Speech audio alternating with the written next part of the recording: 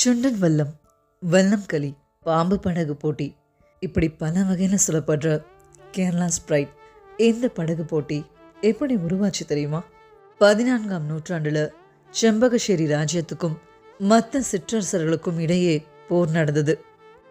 அந்த போர்ல செம்பகശ്ശേരി ராஜா தேவநாராயணன் பெரிய இழப்புகளை சந்திச்சார்.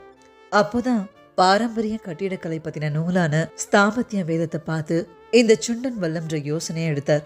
100க்கும் மேற்பட்ட பேனல் வாரியர்ஸ், படகை ஓட்டுறவங்களும் படை எடுக்கிறதுக்கான கெனான்ஸ், அதாவது பீரங்கிகள் ஏத்திட்டு போற விதத்துல 100 முதல் 120 அடி நீளத்துல வடிவமைக்கப்பட்டு பயன்படுத்தப்பட்டுச்சு. அரசர்கள் தங்களுடைய நிலப்பரப்பை நீர்வழி மூலம் பாதுகாக்கவே இந்த படகுகளை பயன்படுத்தினாங்க. இன்னைக்கு வரைக்கும் அந்த காலத்துல அமைக்கப்பட்ட ப்ளூ பிரிண்ட் அடிப்படையில தான் இந்த படகுகள் கட்டப்படுது. ஆனா இப்ப போர்களுக்காக இல்ல, கலாச்சார நிகழ்ச்சிகளுக்காக பயன்படுத்துறாங்க. வருஷத்துக்கு ஒரு முறை படகுகளை மீன் எண்ணெய், தேங்காய் ஓடு, முட்டை கலந்த கலவையால பூசுறாங்க. இதனால படகுடைய மரம் பலமாவும் படகு தண்ணியில வழுக்கிட்டும் போகும். இந்த படகு போட்டியில ஒவ்வொரு படகும் ஒரு கிராமத்தை ரெப்ரசன்ட் பண்ணும். அதுல பங்கெடுத்துக்கிறவங்க எல்லாம் மீனவர்கள், விவசாயிகள், சாதாரண கிராமத்தவர்கள் தான்.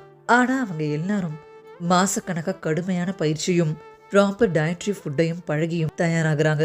ஒவ்வொரு படகுக்கும் ஒரு கிராம தலைவன் கர்ணவனா, அதாவது தலைமை துடுப்பு வீரரா, படகுடைய முன்புறத்துல உட்கார்ந்து மற்ற துடுப்பு வீரர்களை வழி நடத்தவும் ஒரே மாதிரியான ரிதம்ல தாளத்தை வழி நடத்தவும் செய்வார்.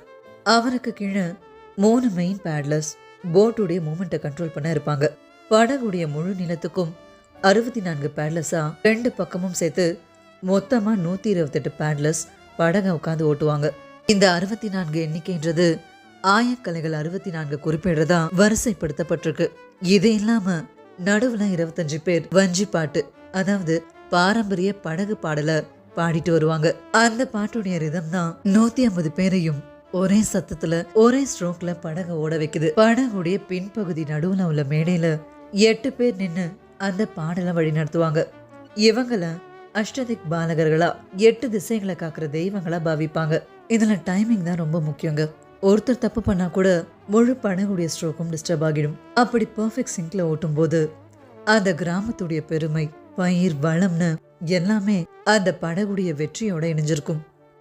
சொர்க்கமா வல்லம் களின்றது ஒரு விளையாட்டு போட்டி மட்டும் இல்ல, கேரளாவுடைய marine heritage, team work, deep rooted traditions and communal ப்ரைட்னு எல்லாத்தையுமே பிரதிபலிக்குது.